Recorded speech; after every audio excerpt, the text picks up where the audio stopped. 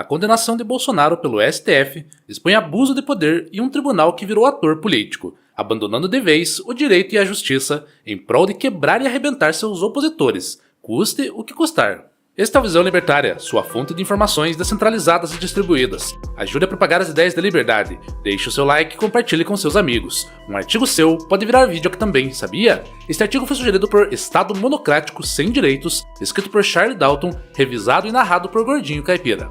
A primeira turma do Supremo Tribunal Federal decidiu: Jair Bolsonaro foi condenado por 4 votos a 1 e recebeu 27 anos e 3 meses de prisão, em regime inicial fechado, pela trama que visava impedir a posse de 2023. É uma sentença histórica, a primeira condenação penal em plenário de um ex-presidente por crimes relacionados a uma suposta tentativa de ruptura do Estado Democrático. A dosimetria ficou a cargo do relator, Alexandre de Moraes, que viu na conduta do réu elementos de liderança, planejamento e uso instrumental de cargos e instituições para fins políticos.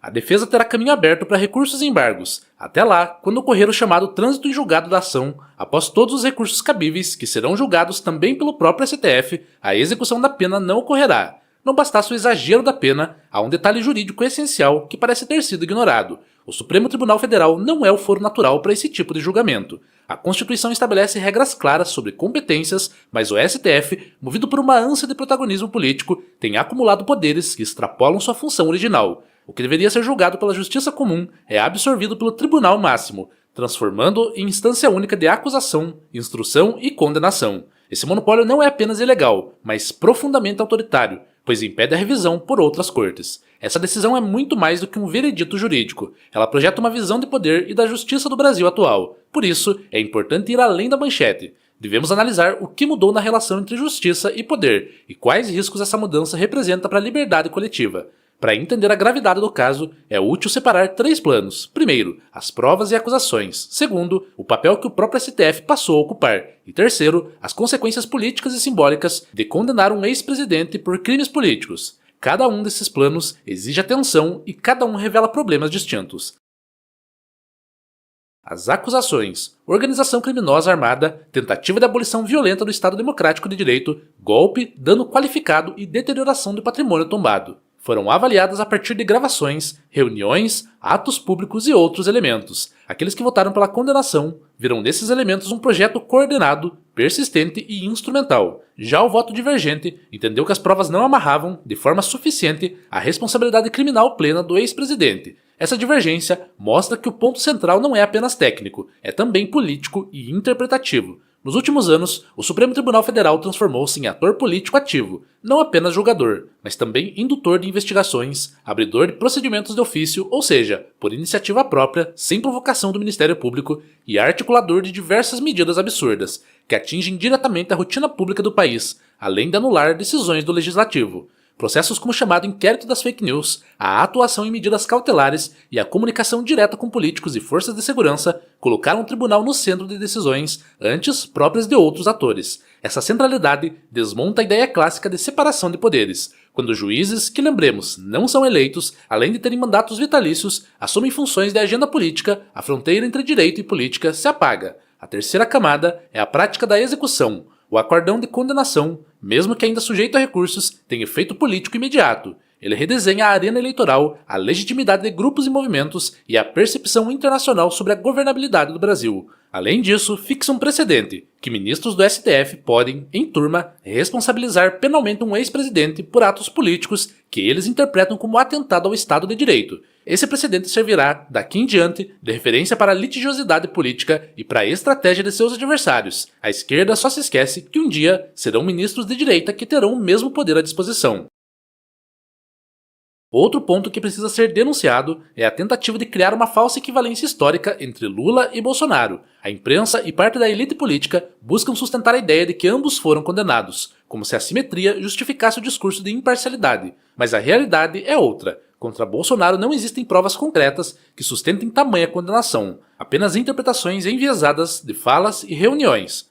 Já Lula, em todos os processos, jamais teve um voto absolutório sequer, até que a engenharia jurídica anulasse provas e deslocasse julgamentos. Essa comparação artificial é apenas mais uma narrativa para legitimar a perseguição atual. Mas talvez o pior de tudo isso seja a judicialização da política, o uso do aparato judicial para resolver conflitos essencialmente políticos, que traz consequências devastadoras. Primeiro, corrói espaços de deliberação. Decisões que normalmente seriam objeto do debate público, políticas, estratégias, disputas pelo voto, são deslocadas para salas de tribunal, o que faz com que se perca a arena da persuasão e da legitimidade popular. Além disso, cria incentivos para que atores políticos busquem nos magistrados resultados que não obtiveram nas urnas, e também instala um ciclo de retaliação. Se um lado usa a jurisdição para neutralizar adversários, o outro tende a reagir com novas ações, ampliando o conflito institucional. Em sistemas onde o judiciário concentra competência investigatória e sancionadora, com forte exposição midiática, é inevitável que decisões penais passem a ser interpretadas como instrumentos de política partidária, e não como justiça ou aplicação de direito. A história brasileira oferece advertências sobre a facilidade com que poderes constituídos expandem seu raio de ação em nome de causas nobres, estabilidade, ordem ou defesa da democracia. O espectro vai desde o golpe militar de 1964, justificado por parte da elite como remédio para suposta desordem, até atos ilegais de exceção, medidas econômicas e estados de emergência, que ao longo do tempo aproximaram o Estado do cidadão por meio da coerção.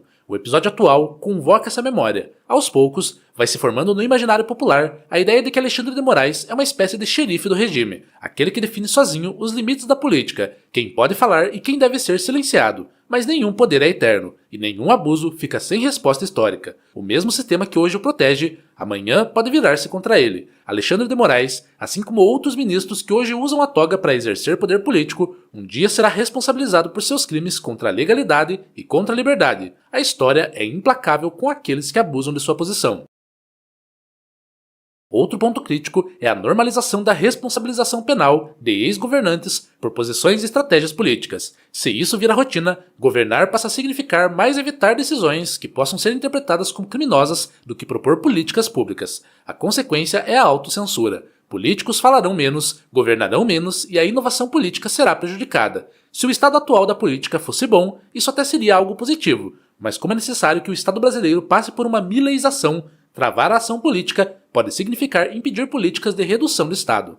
Do ponto de vista libertário, o que se observa é a expansão do Estado em sua face punitiva. Sempre defendemos limites ao poder estatal. A aplicação penal geral e ampla, sobretudo quando aplicada em disputas políticas, cria um precedente perigoso. Isso porque leis penais e procedimentos judiciais podem ser revertidos e reutilizados conforme as maiorias mudam. Hoje se pune um líder, amanhã pode-se punir outro com base em argumentos semelhantes. O resultado é a consolidação de um Estado-tribunal que decide quem pode ou não participar da vida política. Além disso, decisões de alta carga política minam garantias básicas. Princípios como presunção de inocência, ônus da prova cabal e ampla defesa devem ser preservados com rigor. Quando a defesa da democracia vira justificativa para suspender direitos, caímos no paradoxo. Supostamente proteger a democracia, recorrendo para isso à suspensão de liberdades individuais. A condenação de Jair Bolsonaro, assim, marca um capítulo preocupante, não apenas porque pune um ex-presidente, mas porque sinaliza uma mudança estrutural. O judiciário assume papel político e expande seu raio de ação.